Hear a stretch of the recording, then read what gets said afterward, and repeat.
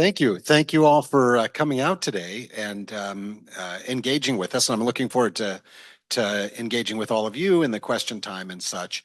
I thought I would just say a little bit about this forum on free inquiry and expression I'm leading. And I'm sure we'll have time later to talk about some of the ways we're trying to foster conversation at our institution. But I wanted to say a little bit about it and also about the general idea of freedom of speech and how it fits in to a university environment, because there's a lot of discussion about it. Free speech on campus has been a major topic for the last decade, and I think some misunderstandings, and it's important to be clear on those things. So I lead something called the Forum on Free Inquiry and Expression. It was founded a couple of years ago. Our official launch was October 6th, 2023.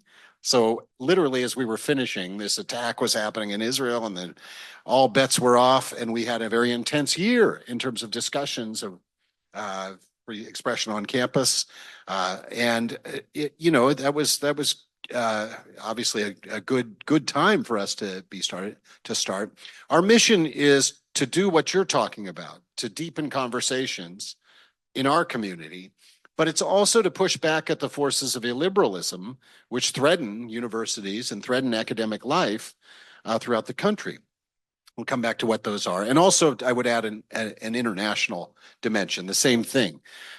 We Americans take free speech for granted. I am an international scholar. I work in many contexts in which people get put in jail for the silliest things. One of my mentors in Thailand was thrown in jail at 85 years old for saying that the Thai military didn't win a battle in 1757.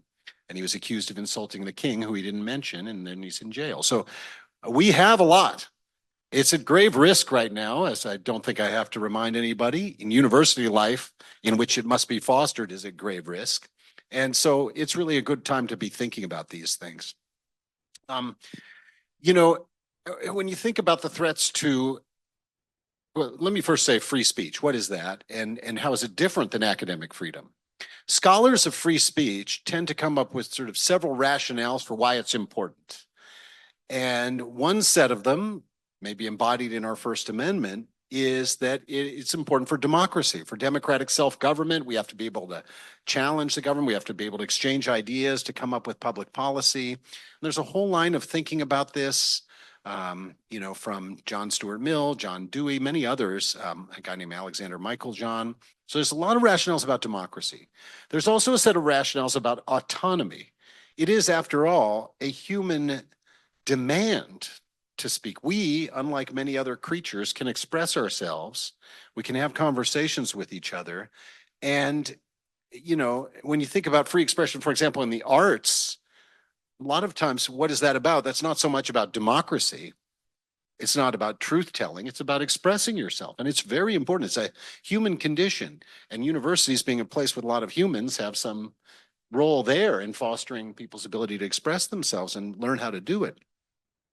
But the third rationale, which I think is the central one for our environment, is truth-seeking. And this is John Stuart Mill as well. This is that you have to, even if your argument is correct, it will be bettered if you're challenged. That the purpose of free expression is to come closer to the truth. And I know we're in a post-Foucault world and there's no truth and there's no neutrality. I get all that. But still, that's what universities are for. We are knowledge-creating institutions. That is our mission, our central mission. And that must be the guiding star. And so that means that the general rationales for free expression and freedom of speech, only one of them is really central to universities. That's the truth-seeking one.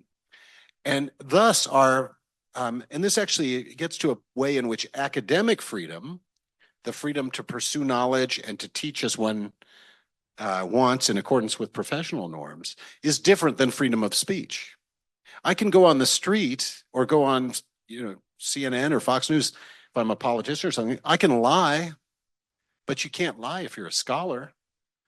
You can't lie in a university setting. There's many ways in which the truth mission of the university dictates and should dictate how we approach conversations in the university and the rules and policies we adopt. So even though there's, of course, a major cottage industry talking about free speech on campus, there are many external organizations, the fire.org, which provides ratings of Not very good ratings, I will add, but they do have like a ordinal ranking of how good your university is. They really have it out for Harvard, by the way. Harvard's always last. And I can't imagine that, like, if it's a neutral rating system, that would be the case. But anyway, the Heterodox Academy, there's a lot of organizations out there trying to foster free speech on campus and a lot of discussion about it. But I do think it's important to just say it at the outset. We're really talking about free speech for a particular purpose, and we can bound the discussion appropriately to advance that purpose. I'd like to say that, to me, this inquiry is the dominant goal, but many other things flow from that. So there's obviously now, with the administration, a lot of attacks on diversity and inclusion initiatives and things like this, and there's much to say about that. I'm happy to talk about it. But from my point of view, as someone who's interested in inquiry, you can't really have good inquiry. You can't have good conversations if you don't have a diverse group of inquirers, right? If you don't have people from all kinds of backgrounds. And it's also our duty to make those speakers feel included. And that goes beyond just, race and gender in a racially stratified society.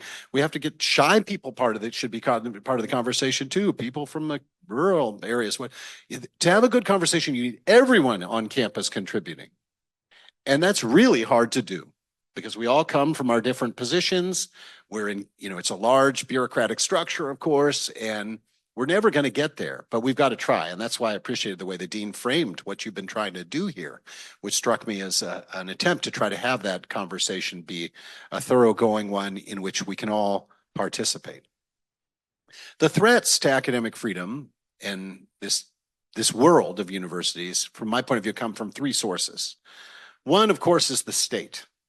And we've seen in the last few years, particularly in red states, Florida and Ohio, some creeping regulation of what you can say and cannot say on campus.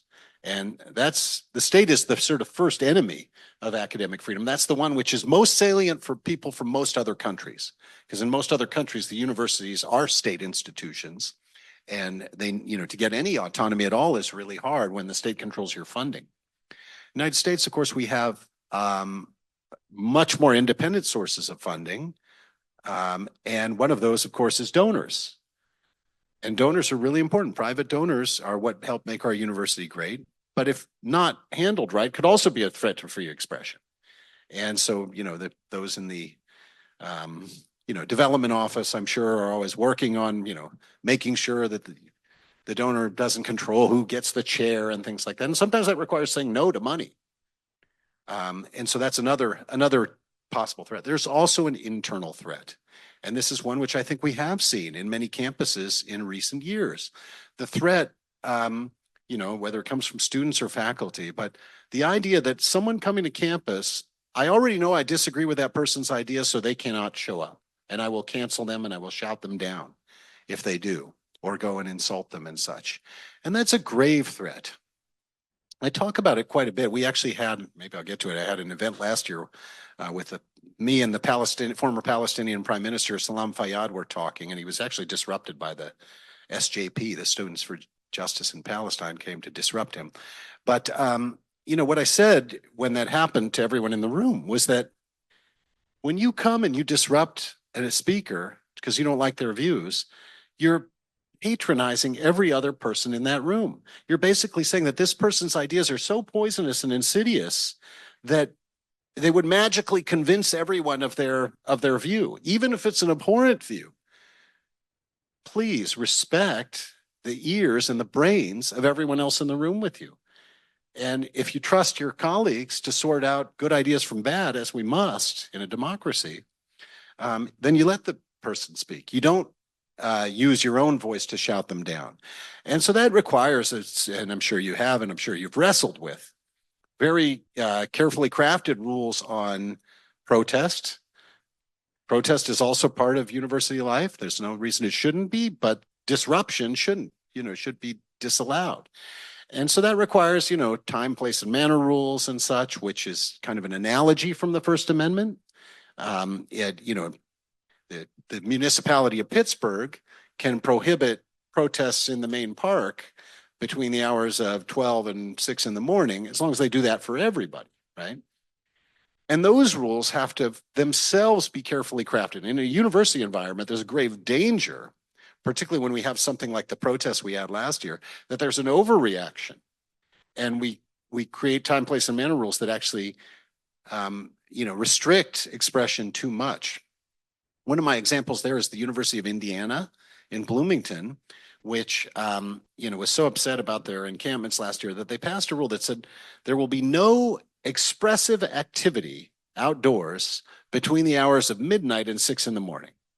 No expressive activity. That's like walking down the street with a Mickey Mouse shirt or a MAGA hat or whatever, or having a conversation with your friend. So that's an overbroad time, place, and manner rule. You want rules that will take the energy that people have to speak out and to even to protest and channel it into something useful. Well, I want to say one last thing, and I realize I'm going on quite a bit. To me, this central idea which you've been pursuing is the most important one. Conversation. That should be the organizing principle. I did not grow up in a social media era, so that means I'm used to having conversations with people in person.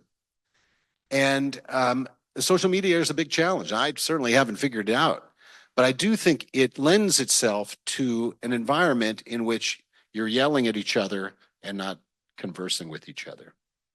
Conversation is the most human of things. If you think back to Plato or Confucius, these kind of classic statements, classic ideas, they come down to us in the form of dialogues, two people thinking together in conversation. And any academic who's, being honest will tell you that they learn, when their ideas are challenged is when they learn. And we think together in terms of formulating our ideas. And when I write a book or a paper, my name might be on it, but oftentimes there are many people who contributed to that through the conversation. So it's really important. This is where the word free speech is not very helpful. Free speech in the government context means the absence of constraint. The government cannot restrict you because of your viewpoint. But in a university environment, that's clearly not enough. We have an affirmative duty to build environments and build opportunities for people to converse with each other, and that's really hard. And it might be that our legacy of the structures we have is not sufficient for that. And we need to come up with new experiments and things like this to really facilitate it. But I think it's a duty we owe to our students and to ourselves.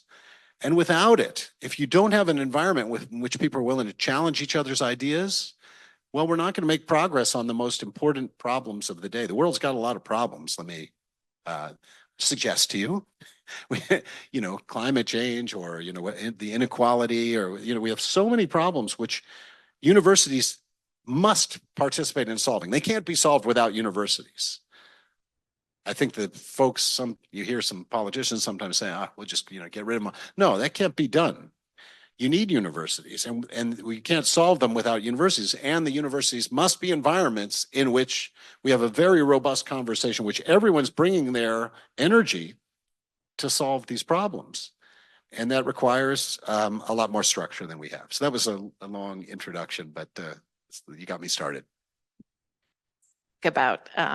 So I'm going to ask just a couple of questions and we'll open things up to the audience because I'm sure you have even more. As you began the discussion by talking about the central mission of the university as being truth-seeking, and that's why academic freedom is very different from free speech in other contexts because the purpose of the university is truth-seeking. But on the other hand, we've seen, I would say over the past 20 years, a deal of debate that the idea that you've articulated and that Chicago beautifully articulates about the purpose of the university is truth-seeking is one that I don't think everyone's on board with these days. A lot of people argue that the university has a social mission, social justice, social change. And if that mission is different from truth-seeking, then your views towards expression and academic freedom will look a little different. And so internally as universities, we tend to see challenges, not from the law, at least until very recently, that many of the norms governing freedom, academic freedom, came from within, and that we limited ourselves because we limited our mission. Can you talk a little bit about that? How can we have freedom of discourse if if our mission is distinct from truth seeking? Is our conversation then really open dialogue if there are restrictions on the domain of what the university is, if it has a sort of a telos to it? I guess, I mean, maybe I'm reflecting the values of my institution, which was, we were lucky that we were founded in some ways in 1890 in the progressive era, right? Because remember, the progressive era is one where people believe in science, they believe in democracy. Our university was always open to everybody, no restrictions on Black people or Jewish people or women. Everyone could come in because everyone was needed for that conversation. And the free speech was also a nascent idea. In law, it really only crystallizes in the 1920s. So it's part of that pragmatist idea where people are kind of wrestling with what's going to work, and free speech is really important in that. So our values are very much that all these things go together. And different institutions have different missions. University of Notre Dame is going to have very different policies than the University of Chicago. God bless them. And, that's fine. But I think in terms of if discovery is a goal, and that is part of the essence of our deal with society, right? We do have a great bargain with society, which is actually crumbling as we speak. It needs to be repaired, where society, at least a big segment of it, has decided we're the enemy and such. Well, I don't know why that happened. That's probably beyond our conversation. But, the idea that there is a bargain is very real. And so what is the basis of the bargain? I think it is that we are going to be the place where people learn to learn, and a place where we discover stuff. And so that's inquiry. That's inquiry of students. It's inquiry of faculty. Other views that are out there, a guy named Ibu Patel, I don't know if you do, of course, know him. Jen was out at a panel we had at Chicago with him, and he works for Interfaith Dialogue. It's his organization, so it's trying to foster cross-religious conversation. He thinks the purpose of universities should not be inquiry, but pluralism. We are, after all, a plural nation, always have been. And so the purpose of the university is to create, I'm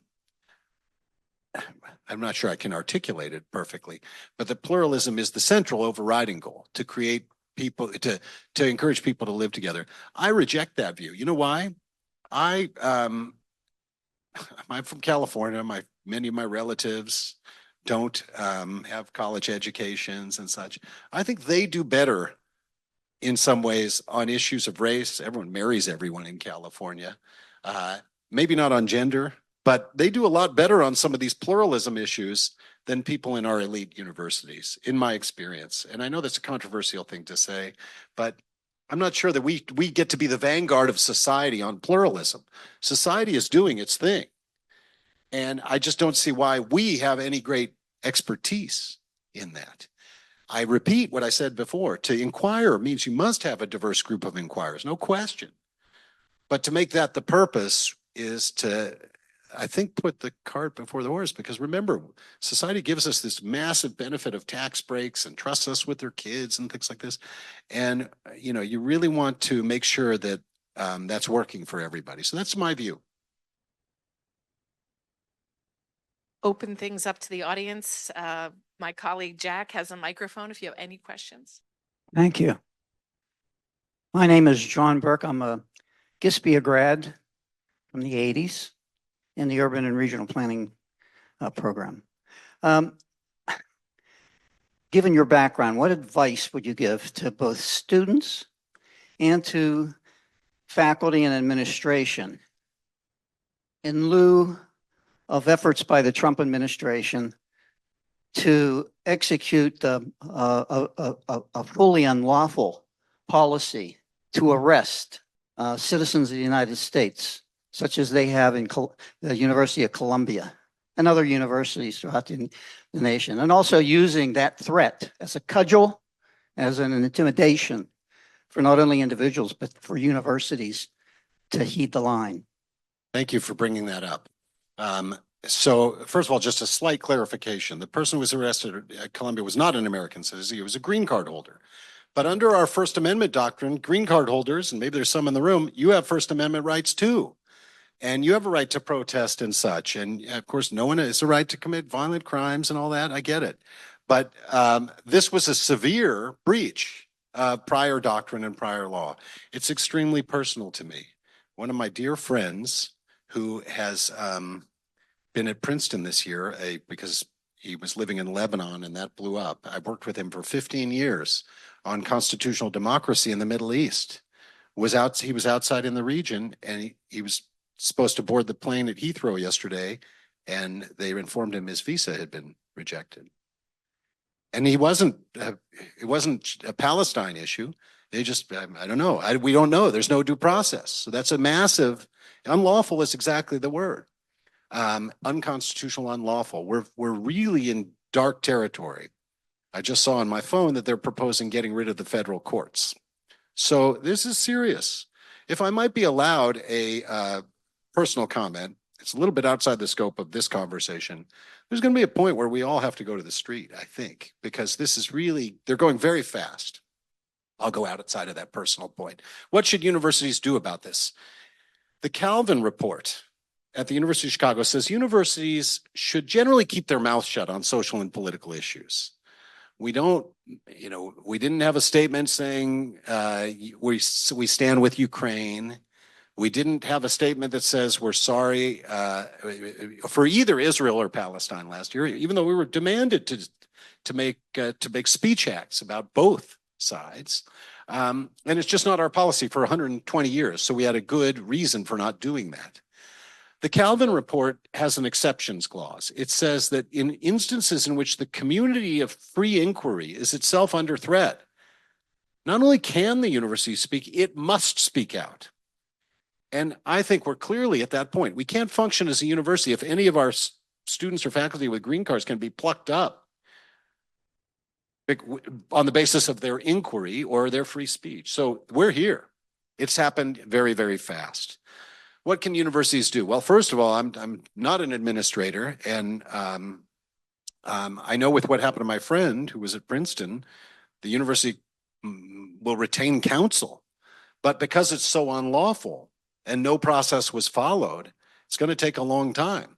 We need this issue to be litigated, and that's going to take a bit of time.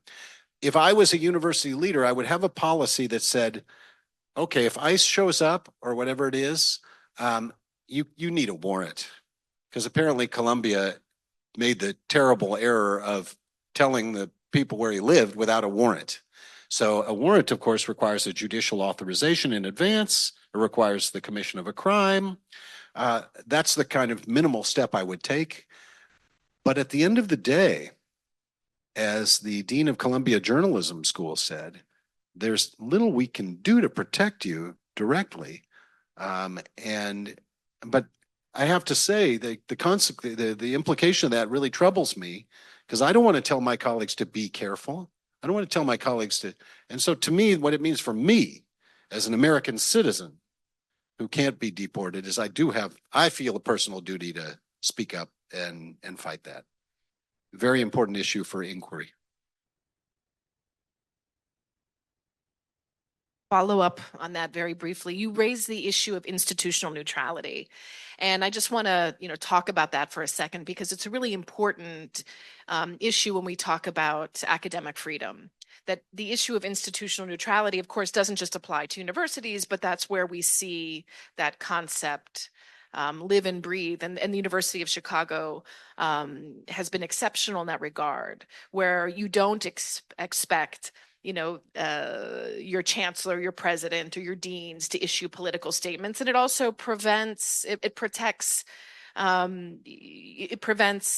departments from taking votes. For example, even in our own university, we had different schools who were taking votes on Israel or attempted to, which creates a very divisive atmosphere. So when you have institutional neutrality, it prevents those kinds of politicking to take place, from taking stands on broader social issues. It also prevents divestment, right? So you can't divest. The only thing that matters for a university is the bottom line, is my understanding of an institutionally neutral investment policy. A lot of universities have adopted institutional neutrality in recent months, I would say, with lightning speed as sort of a way to resolve some of the conflicts that we're seeing on our campuses. Do you think that, adopting those principles is a solution to some of these problems?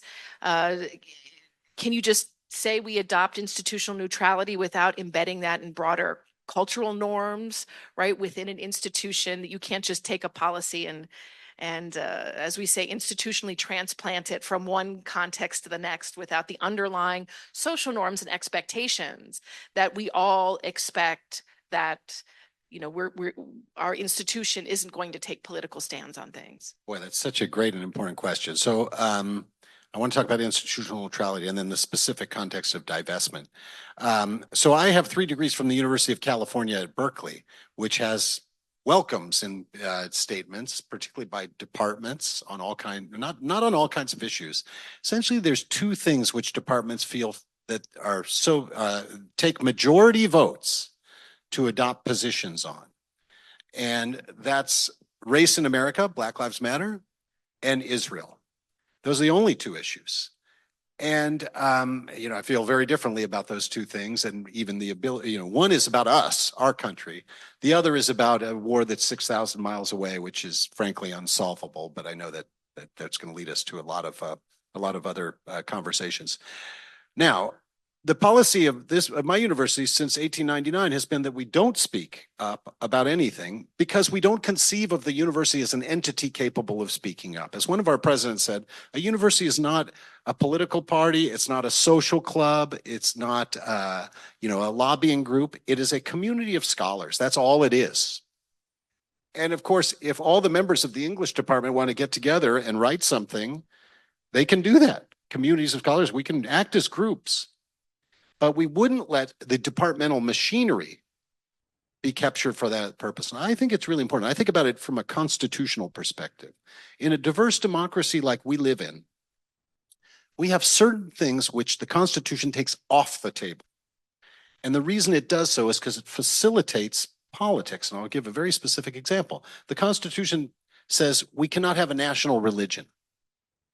And that's because religion is really important to people. And if we allowed a national religion, it would make the stakes of politics so heavy and so big that we would fight. We'd probably have violent fights over what was the best religion. We can never agree among ourselves what's the best religion. So we take it off the table, and that channels our energy into problems that politics can solve, like the budget or something like that, and away from unsolvable problems. The Constitution makes our democracy work.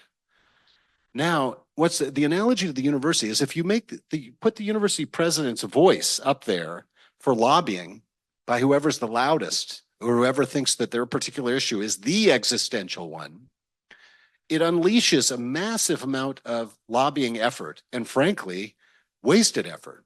Because you know what? We're scholars. We're good at discovering stuff. We're good at learning stuff. Our energy should be spent doing that, teaching and research. Our energy shouldn't be spent crafting statements which, let's be honest, are not going to have any real impact in the world.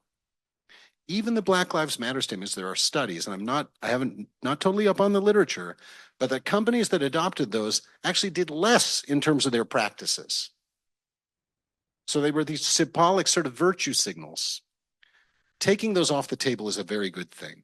Now, that's a general point. The department is the most critical locus for this policy, because if my university president says, Ukraine is good and Russia is bad, and I think the other way, I think America is responsible for Ukraine or whatever it is, for the Ukraine invasion, that doesn't affect me very much. But if my dean, who controls my tenure, my promotion, my salary, my research account, or if I'm a grad student, says something like that, what does that do to me? Even if I disagree, I'm going to keep my mouth shut so the conversation is shrunk.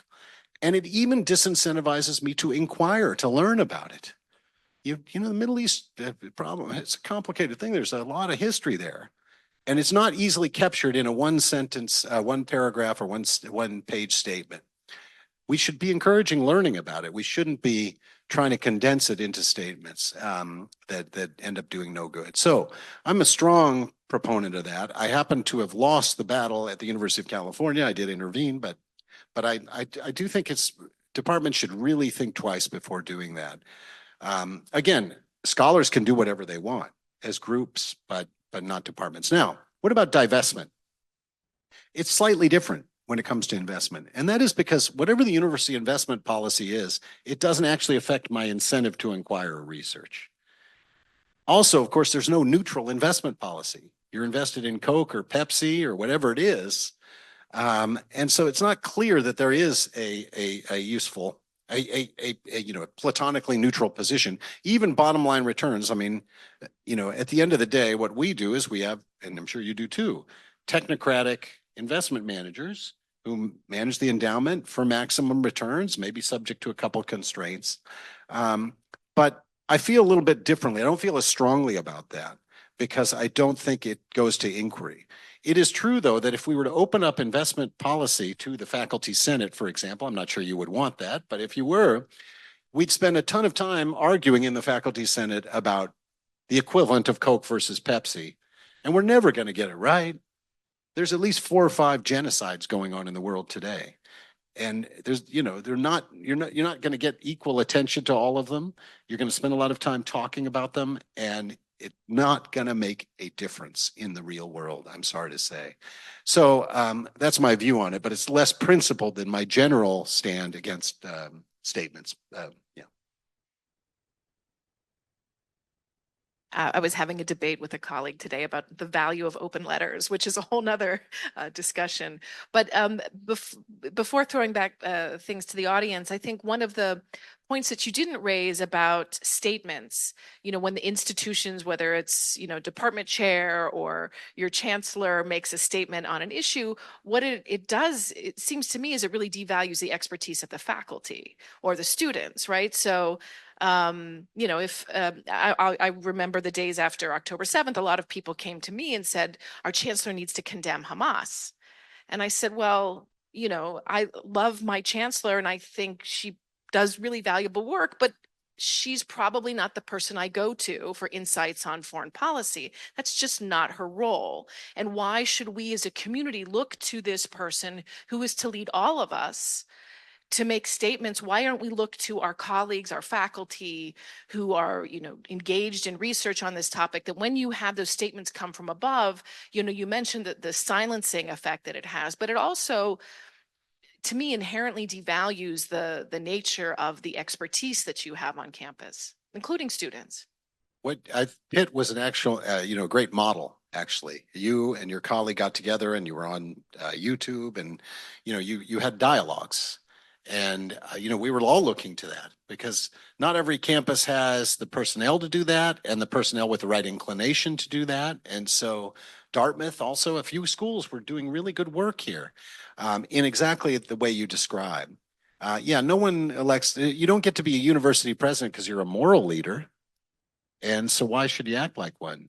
But, maybe I'm just, more contentious or less trusting of authority than many.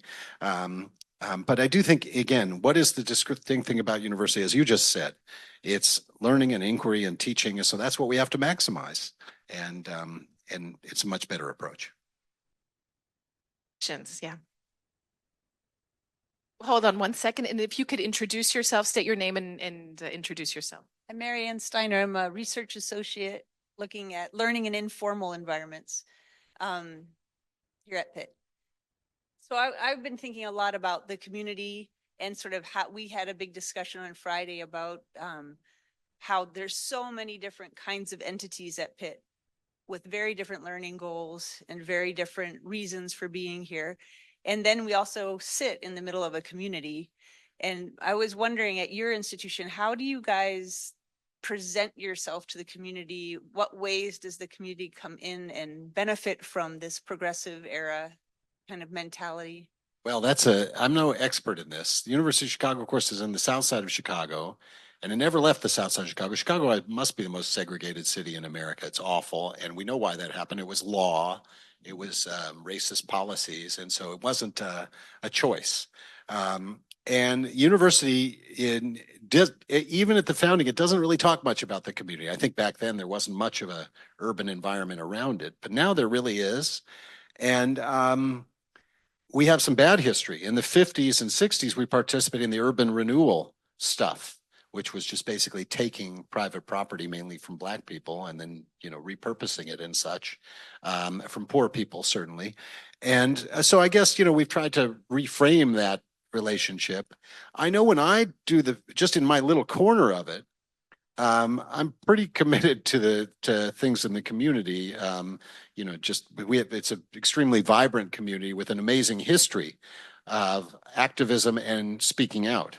So our patron saint is Ida B. Wells, who is buried about a mile from us. And she, of course, for those who don't know, the great opponent of lynching in the 19th century. She was a journalist. And to me, actually, she's like one of the mothers of law and social science as a field. Because in 1890, she's scouring all these regional newspapers to count the number of lynchings and presenting data with a very reformist agenda. It's generally speaking, most people date that movement from the 60s or the 30s, the legal realists, but she really was there. So anyway, we just try to engage as much as we can. The issues now, I think we're seeing in the country, we in universities have our own special concerns about free speech right now, but it is a major national concern. And to do that in a way, we have to be nonpartisan, but there's an asymmetric set of censorship issues going on right now, and I don't see why we have to shy away from that. So it's a very partial answer. I think there's many other things going on, but I know the president has sought to highlight investment in the community and jobs for the community as a way of just improving on our bad record in the 60s. Hello, my name is Leah Fabiano. I'm a professor and director of the PhD program in the Department of Communication Science and Disorders. You mentioned that it's really important that all speakers are welcome on campus, even when their views may be abhorrent to some or many. And my question to you is, when you live in a society where there are power differentials like racism or patriarchy, homophobia, transphobia, and you make space for everybody to share their views, how does that work when you have people whose voices are oppressive to others in those contexts? And should their voice still get equal weight when they hold more power in society than others? And my second point is about protest. And the purpose of protest is to disrupt. And calls for civility in terms of protest actually sounds very white male coded. And so I was hoping maybe you could talk a little bit more about why you think protests should happen at a certain time in a certain place. Thank you. Yeah, I never said the word civility. That was your term, and I don't buy that term. Sometimes agreements are intense and disagreeable, and sometimes they're very loud. But disruption is a line, which I think, because of what I said about patronizing the hearer, of course, there's a long tradition of disruptive protest. The main thing, if you want to engage in that form of civil disobedience, is to accept the consequences of your actions. And that means punishment. It doesn't work without punishment. So I'm not sure I said anything that, contradicts that particular point. But in terms of your first question about power differential. So first of all, the university is not obligated to let anyone come and speak. There are many people who have no affirmative idea. They're not engaged in ideas. Milo Yiannopoulos or something. There's provocateurs, which are parasitic in this media environment. They're parasitic on our openness. But this is really important. Who gets to decide? And the way we structure universities is as decentralized communities of learners. If some group on campus wants to invite, and I'll give you a concrete example. We actually had John Eastman come and speak, the insurrection promoting guy. And even I was like, whoa, okay, we're going to have him. Well, some student group wanted to invite him. Who's going to say no? That would be the university president. To have someone like that to come on our campus doesn't mean the campus endorses them. That doesn't make sense. That would mean that the campus somehow endorses everything anyone says on our campus at all times. And that's not what a university is. A university is a place of open conversation where there's no endorsement by any centralized authority. If that's what you had, you'd be Russia or something like that, or China, where you have Communist Party cells in every department. No, liberal society, university is an open way. We decentralize the invitation function. If someone thinks there's a purpose to invite them, it's not for the center to police them. And then we have to let them speak. But that requires very creative administration. My friend Mike Young was president of Texas A&M University, a public university, so he has no choice in this matter. Someone invited Richard Spencer, the notorious white supremacist. And so what do? Well, you can't disinvite him. That would be a violation of the First Amendment. So he said, fine, Richard Spencer, you get to speak to the 10 people who want to hear you. And we're going to have a huge celebration of diversity at exactly the same time in the football stadium, which seats 110,000 people with free food and drinkers. You can counter program. That's what's needed. In terms of power differentials, yes, of course, we live in a racially and gender stratified society. We can never deny that fact. That's empirically verifiable. But I don't really know why that means that we should allocate speaking spots, or that we should deviate from the general phenomenon the general way of structuring the university that I articulated. At the end of the day, it protects minority communities to be able to invite who they want and to have those positions defended.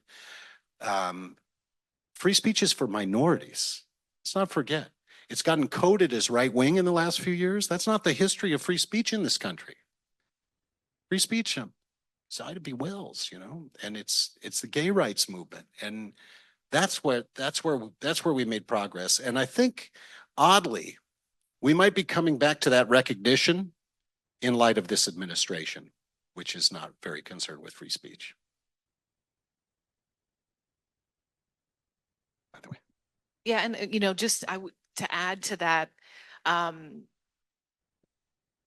also maybe I may abhor speech, but I have the right to hear what that person has to say, right? Even if I may disagree with that person vehemently, maybe if that person stands against my identity or my beliefs, I still want to know, right? I want to know who that person is. I want to know what they have to say. I think it's really important, actually. Let them speak. Let us know who they are. I worry very much about concealing that when you forbid people from speaking, then that speech goes underground.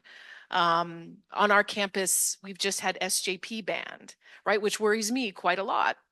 Because once a group is banned, then you no longer get to hear their voice. And when you don't get to hear their voice, I think I worry very much about things that could happen as a consequence. Yeah. Can I just say one little thing on the John Eastman point, because I mentioned him? We structured the conversation. So yeah, you can come, but this is what's going to happen. You're going to present your argument, and then the students are going to have the opportunity. No one gets to speak without rebuttal. No one. And a lot of times these provocateurs don't want that. They just want to cut. And if you say, no, you're going to have to be rebutted or in conversation, then they run away. So John Eastman came and he gave his argument about birthright citizenship. He's a law professor. It was a pretty serious argument that he made, but it's totally wrong. And my law students killed him, just nailed him to the wall. They were prepared and they did the research, and man, I don't know if he's coming back. He got his butt kicked so much. So that's that's kind of how it's supposed to work, but it does require some structure, I think. So just this is where the free in free speech isn't quite right. It's our duty to provide structure so that can really happen. Hello, my name is Christopher Silva. I've been thinking a lot about the role of universities lately because I work for the Solver Lab, and I have a very proactive PI when it comes to engaging with the communities who we serve. Because our work is very much about we as scholars of color kind of coming together and serving communities of color, in our case, disaster-ridden communities in Puerto Rico. And I'm wondering about the role of universities as knowledge, seekers, knowledge developers. I'm wondering, are they doing their justice as knowledge sharers, disseminators? Because when you talk to academics, professors, they take pride, of course, publishing, getting their CV, 20 pages long, getting their H-index up. But that knowledge has a very, very narrow reach. It reaches people who have not only degrees, but oftentimes folks who are also academics. Your average, Jerry who runs the laundromat, or, Carol who, works at the deli, is not going to read, Journal of the American Political Science Association. And I'm wondering if, especially with this kind of developing the fact base, if, if academics and universities realize that they occupy a very privileged position, are speaking to folks who are in privileged positions, and even like a forum like this room does not reflect the demographics of Pittsburgh, Pennsylvania. That's just the truth. And like, is there a role that has to be occupied there in actually sharing this knowledge, the public more informed? Because like, as it stands, the reason why the public looks to public figures, oftentimes social media figures, for moral guidance and for academic guidance and for knowledge guidance is they can actually read that stuff. Because most folks in America cannot read, 20th grade level English. Newspapers are written usually at an 8th grade level. And even then the patience for that seems to be going down as generations seem to go by. God, it's such a great question. And doing this research on the early history of the University of Chicago, that was exactly their idea. They thought the university was a temple of democracy, they saw it, by which they meant that anyone could come. It was just about your ideas, but that also that it would be kind of a leading light for democratic development, sharing knowledge. They had classes in Hull House and things like that in Chicago. So that was always a very early thing. I don't know that we've kept up on that. We're kind of like perceived as something of an ivory tower place. And the ivory tower, I don't think is a sustainable model anymore. First of all, we have provocateurs who come into the university and use the social media to out our faculty and create, storms and stuff, the university is not a hermetically sealed environment anymore. And maybe what's needed is and this might actually go to legitimating us in the eyes of the public, is having a really active and collective program, and even maybe talk about the mission. Why do we get to inquire? Why do we have the privilege of being inquirers? So we can solve these problems. And here's, a way of sharing information that makes that happen. I think that's great. It's a very big idea, actually, and would require a lot of thinking and maybe restructuring how we do things.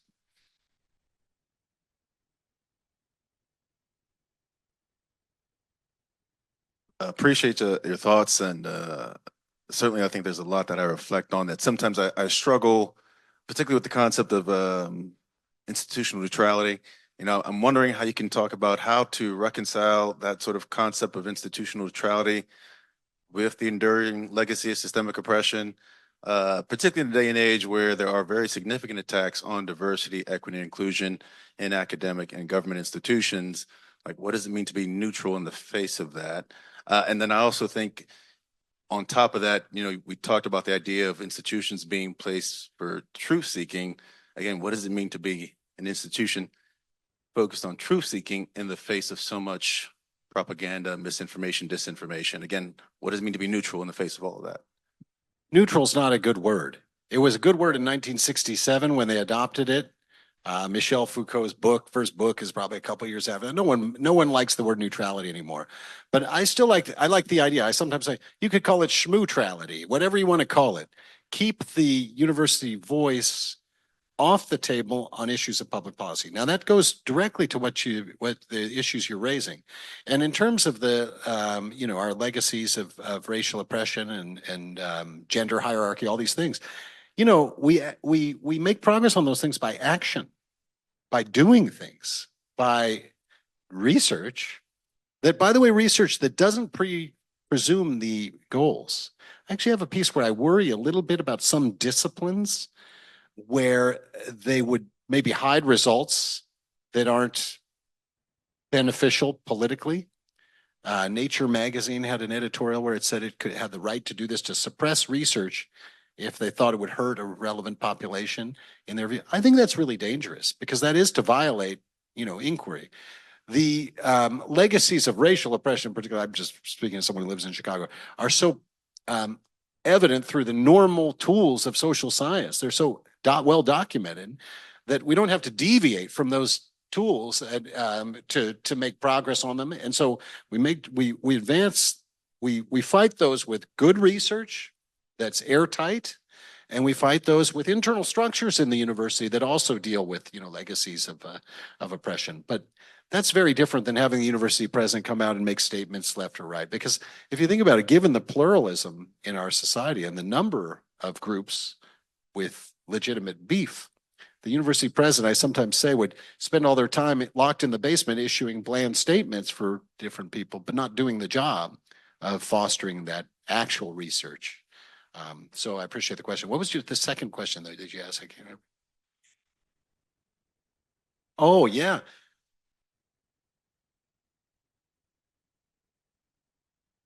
Right. So from an academic freedom point of view, these things should always be determined by the university community. When the state comes in, and of course, many states, now of course the federal government, are telling you what to do, that's a massive interference with freedom to learn, freedom to teach and freedom to learn. And so it's a violation. It's a constitutional violation. It has nothing to do with free speech, except that it's an interference with it. And, I'll give you one example. The Trump administration the other day withheld $175 million from the University of Pennsylvania because it had had a transgender, I can't remember if it was a woman, on the swim team in 2022. So first of all, that's something that happened 3 years ago. So you're punishing them. Second of all, it's a really complicated issue. I don't know how I feel about it, but I know about, whether teams should be mixed. I don't know. I have no strong views about it.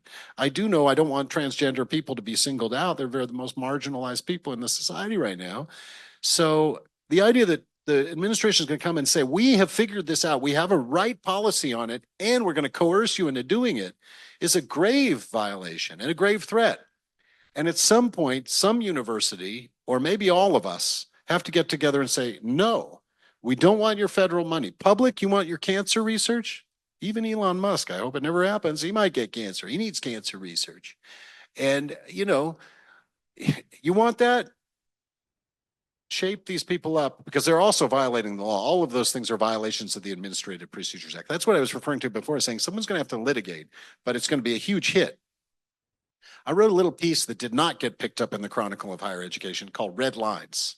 I think it would be great, and I'm sure I hope your university president and provost are thinking about this. What are the red lines?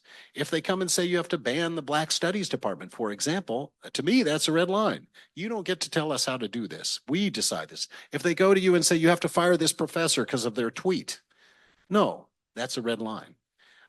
So, in an era when academic freedom is under severe threat, at some point, you have to stand up. You remember the hearings, the congressional hearings last year, and Claudine Gay and Liz McGill. Liz is a friend of mine. They were just, absolutely beaten up by Congress. And once Congress smelled blood, they had 5 rounds of those hearings. And they only stopped when the New York City schools chancellor, who I think has been disgraced in a corruption scandal, but anyway, when that guy came and he had his data and he stood up, and then then the chairwoman probably realized there was declining political benefit from it. So at some point that has to happen. It's not, I'm above my pay grade to figure out when that is. But the attacks, it's like, blood in the water for sharks or something. Hi. My name is Grant What's that? Yeah, Yeah. please My name is Grant introduce Martzoff, professor of the nursing school. So I wonder if you can talk a little bit about professional norms. Professional norms. You said that somehow speech is bounded by professional norms.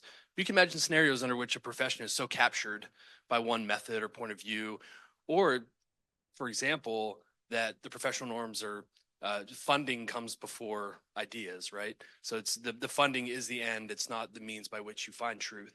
So talk a little bit more about what you mean by professional norms, and maybe the ways in which actually those professional norms need to be subverted by, niche ideas or niche approaches. Professional norms. I didn't hear the last thing you said. Mike. Oh, how sometimes those professional norms can actually be restrictive to speech, and they need to be subverted and undermined by niche ideas or approaches. Complicated. So I'm a scholar of democracy around the world. And in my study of democratic backsliding, when we see situations in which a country's headed downhill, and then something happens to arrest that development and democracy survives. And this is from a lot of different countries. The institutions that save democracy are not the ones that are democratically legitimated. It's not Congress that's going to save us. It's nonpartisan institutions with deep professional norms. The military in some countries, maybe in this country, police, prosecutors, lawyers, election counters, bureaucrats. I know that word that's an epithet of a word, but it's a really important one. Professional norms are really strong. Academics don't have as many of them, and we often, in some sense, push the edges. It's maybe a selection effect of who gets in there. I think we would do better to have more professional norms. I don't know that the professional norms are what needs subverting. I think it's our professional norms that will save us by when people can look at research and say, that's really solid because people follow their professional norms. We have huge replication crises in many sciences. We had those COVID reports. Many of them were being published and policy being made on an N of 50. I'm not sure we've been so great about professional norms. So I'd love to talk to you more since you seem skeptical about that. Yeah, and along those lines, couldn't we also argue, as we get to the next question, that this, often the norms, our own self-policing norms within academia, we sort of lost our chops, I would argue, over the past, I don't know, 15 or 20 years in sort of appreciating. So now, everyone has discovered freedom of speech, freedom of expression, academic freedom. But for a long time, it seemed that there was a lot of, I think self-censorship is too strong, but it felt very good to be around people who thought like us and talked like us. And that led to universities being very isolated. And in my mind, that's made us very easy targets for public policy because the social norms, forget about policy, but the social norms within us that really respected viewpoint diversity and all kinds of diversity, I think degenerated over time. And you can see that statistically by, political viewpoints within departments, hiring practices, and so forth. I agree with that. Disciplines is an interesting unit of analysis. I have a somewhat controversial piece I just published called Undisciplined Disciplines, which is, what happens? What are the mechanisms by which disciplines which kind of drift off get, brought back into the fold? Now, we clearly have whole areas of research which have been totally discredited, and it's the disciplines which tell us that. No one's going to do phrenology anymore, you know what I mean? That's been discredited. But it's a very decentralized process whereby disciplines evolve and make decisions. What we've seen, I think, recently is disciplines are acting like I said departments are. They're coming together and having votes about foreign policy. They're coming together and having demands that everyone follow a particular view. I think that's dangerous. I just want to suggest it might be that there might be some Republicans out there who'd be good scientists, and we might want them in the university, or someone, has a religious view opposing abortion, and they might be a good scholar of, whatever it is, sociology or something. So the fact that that's even an entertaining thought is a recognition that we are a little bit, what's the word? Conformist in our public statements with each other. Maybe people have private views that they hide, and that's bad too. So it's some sense, and it's a very difficult time to say that because of what's happening with the federal government and the weaponization of all these things. And so I know it's a fraught time, but that's at least an ideal we'd want, is where really everyone's in the conversation. Good afternoon. My name is Ryan Gartland. I'm an academic advisor at the Center for Russian East European Studies here at Pitt. And up until 6 months ago, I lived and worked not far from the University of Chicago, so perhaps we were neighbors. I'd like to ask your thoughts on how this university-focused question ties in with K-12 settings, because an acquaintance of mine 2 months ago was written up. He works in Florida, and he was accused of breaking Florida state law because, in the opinion of his principal, he too strongly focused on the institution of slavery, and Florida law prohibits upsetting students and making them feel ashamed of being an American. Now, 2 years ago at this time, while I was teaching for Chicago Public Schools, my principal brought me into her office and said, I'd really appreciate if you, in your AP European history class, not focus so strongly on the Holocaust, because I have several parents complaining that is an upsetting topic. Perhaps you can just spend a day instead of a week on it. And she formally put this in writing. And it felt like my speech, my ability to focus on an academic topic openly was being censured in the same way that my friend in Florida was. And in both cases, there were references to free speech should be safe speech. And that different parties wanted to only hear things that were comforting to them. And many people in the K-12 environment feel like this issue has already been lost, that the K-12 setting has been overtly politicized. And do you believe that this conversation at the university level can exist independent of the conversation relevant to the K-12 setting? Because if many K-12 educators feel like the battle's already been lost, is that a canary in the coal mine for what might eventually exist here in, let's say, 10 years? Wow. Okay. That's a heavy question. And actually this safe space, that goes back to this idea of civility, right? Like, well, we need everyone to be civil in the classroom. Of course, we need people to respect each other, but it doesn't mean that you have a right not to be upset, right? The fact is our history is very upsetting. And if it's good, people should be upset, of course, about it, and they have to know about it. In some sense, when I think about the future of our democracy, I'm much more worried about the K-12 stuff for two reasons. First of all, it's obviously a much bigger group of people, but it's also an area, remember, that has traditionally been left to localities.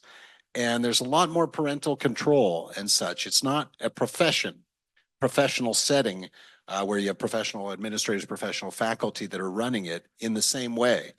And so that means it's much more susceptible to politicization in a highly polarized society.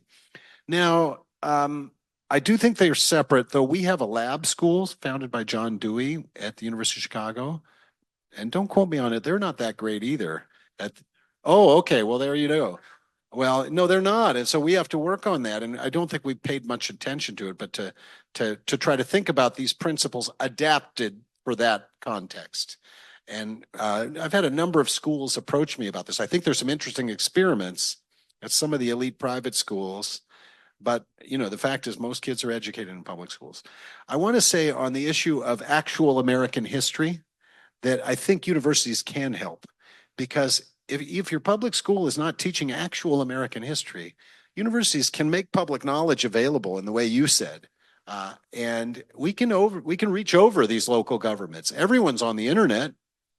And yeah, I don't know how you get people to do, but we can find ways, because especially in our country, the suppression of that history is just, of course, it's convenient for some folks, but it's not acceptable if our mission is truth-seeking and inquiry, and it's our central drama.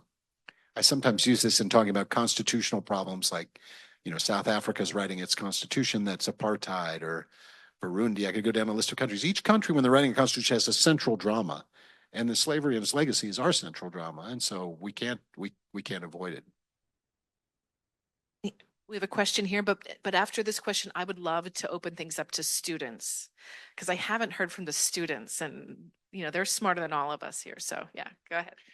I'm Clifford Bob from Duquesne University, and two of the three threats to academic freedom you mentioned had to do with money and seemingly the dependency of many universities on either the federal government or donors for vast amounts of money. And even if it's not, it may be just a one-time infusion, they kind of become used to these kind of one-kind infusions. And I'm just trying to understand what you think might be a way to maybe divorce ourselves from so much dependency, because it clearly, we've seen the federal government pull the money from Columbia and from Penn for various reasons, but that is a huge hit. And the same thing with a whole range of donors after October 7, who may have been upset at maybe intimidation and harassment, legally defined. Those are very narrowly defined, but probably were also upset simply at the criticism of Israel that some of the protesters made in ways that completely fit within free speech boundaries, even in universities. So just some comments on the money dependency. Well, it's a great question. Are you a scholar of religion? Social movements? Okay. Okay. Anyway, I think I've read your stuff. It's nice to see you. Look, I mean, obviously you need money to run a university, and this is part of the breaking of our deal with society, is that tuitions have just gone through the roof. They've really exceeded the cost of inflation. When I went to college in the 90s or 80s, it was like you could afford it. A normal person could afford it. And now it's really, really hard. And so there's a precarity that comes from the debt. So that's a huge problem. And I don't know enough about how our institutions, why that's happened and how our institutions are managed to have made that happen. There's a lot of discussion among faculty that it's a creation of an administrative class, and administrator growth has outpaced. I think it's a bit of a kind of outbidding by schools. We want to make you, if you go to Washington University in St. Louis, it's like spending 4 years in a country club. They really treat the students well. There's everything there. And so the place which is in competition was like, well, we've got to do some of that too. And all of a sudden the services, get bumped up. And I don't know how you end that kind of competition. At the end of the day, what is it we do? We have some smart people with some good training talking to some students in rooms. And we ought to be able to do that for less money. The three sources of money are the federal government, hugely important, private donors, potentially risky, but generally good if you can have the good bargain with them, and then tuition. And there's no other source of money. You got to get it from somewhere. So it follows that if you're going to say, well, we don't like these private donors and we don't say no to the federal government, tuition's going to go up or salaries are going to go down. Same with the divestment thing. If we start having faculty senate decide, well, we're going to invest in this and not that, salaries will go down or tuitions will go up or both. There are trade-offs. And again, I don't really have a good idea. I'm not that level of management. I think it's a great question. What's the core competence of what we do, and how can we do that in a way that makes it available to everyone? We got the students on board finally. Okay. Hi, my name is Noah Kanishkui. I'm an undergraduate computer science student here, and I spend a lot of time talking with people about AI ethics these days. So this is a little bit tangential, but I really appreciated what you said, talking about whether pluralism could be a value of universities, and how you mentioned that pluralism instead should be seen as kind of a means to the end of truth seeking and advancing human knowledge. So what I'm wondering is, do you think there's any room for any other values in the university setting in any context that doesn't just directly feed into truth seeking? Like, do you think that ethics in research, for example, or other values could be a core aspect of a university's mission, even if they either don't advance or in some cases hinder the prospect of truth seeking? Such a great question. Good. You've got good students here. I haven't really thought about that. I do think that once we open it up, obviously you have to follow ethics, and we don't teach them even in high school. No one follows any ethics at all. So you have to do that. But I would think that it's a lot easier to organize your any institution when you have something of a teleology. And you can say that's too simple, and maybe my framework certainly isn't for every university. Again, if you're Notre Dame, fostering Catholic values, perfectly legitimate goal for a university that would trump truth seeking. But you can have a plurality of systems. I just think for a research university like mine, it must be the North Star. And but I really haven't given it proper thought about what other candidates I would include. The fact is we are in America. We are in a plural society. We are in a society with a legacy of slavery. We are, those things are all true. So they're going to condition how we operate no matter what, but they don't become the sole purpose of the university. That's often at odds because, as a public university, I think what many students and faculty fail to fully grasp, and we have controversial speakers come here, right? We have debates, should we have the speaker or not, but we're a public university, so we really don't have a choice about that. If we want to, because we're a public university, we're under the First Amendment. So this isn't, a lot is made about, debates, should we or shouldn't we, but it's actually not much of a choice that we have as a public university.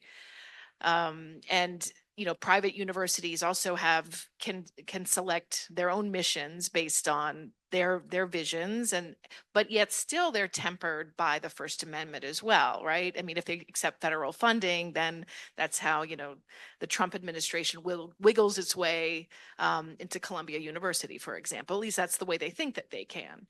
I don't know if this is really much of a question more than a statement about, what covers our universities, and how, whether we like it or not, that truth seeking is really embedded into what we do because the First Amendment is there, right? That we can't prevent people from speaking, and therefore the inquiry and the debate has to be there because of those First Amendment principles. Maybe I'm taking things too far, but because we have the First Amendment, because universities, especially a public university, cannot suppress speech,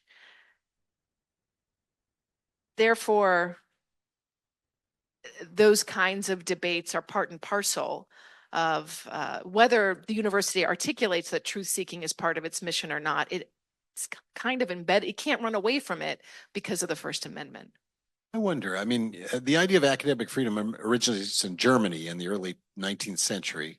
And that wasn't a democratic environment. They didn't have the First Amendment, but they came up with this idea that you need the freedom of learning and the freedom of teaching is how they thought. Freedom of learning and teaching. Yeah, that was the way they thought about it. And so, I think that gets transformed here precisely at the turn of the 20th century, and University of Chicago plays a role in this. That idea gets sort of transformed to one that's more democratic, that kind of is also around at the birth of the First Amendment. All the ideas come together, and they created, let's not forget, the greatest research universities, in the history of the world. There's been so much discovery that came from that alchemy that happened. And it's also and this is one of the frustrating things about the Trump administration. It's not only a huge success in terms of discovery, it's a major export product, right? We have students from all over the world want to come here, and it's good for the economy and all this. And so anyway, I don't think I would say that the order is because of the First Amendment, but that's one of the ingredients that created this almost alchemy of an environment for discovery. And, I want to preserve that. And I want it to be directed to the even larger problems we now face. But it's a challenging time. I think we have time for one more question from a student yet. And one more question before we have to wrap things up. Hi, my name is Kamran Hakiman. I'm a PhD student at Gispia. Thank you so much. This is a really fascinating talk and very important.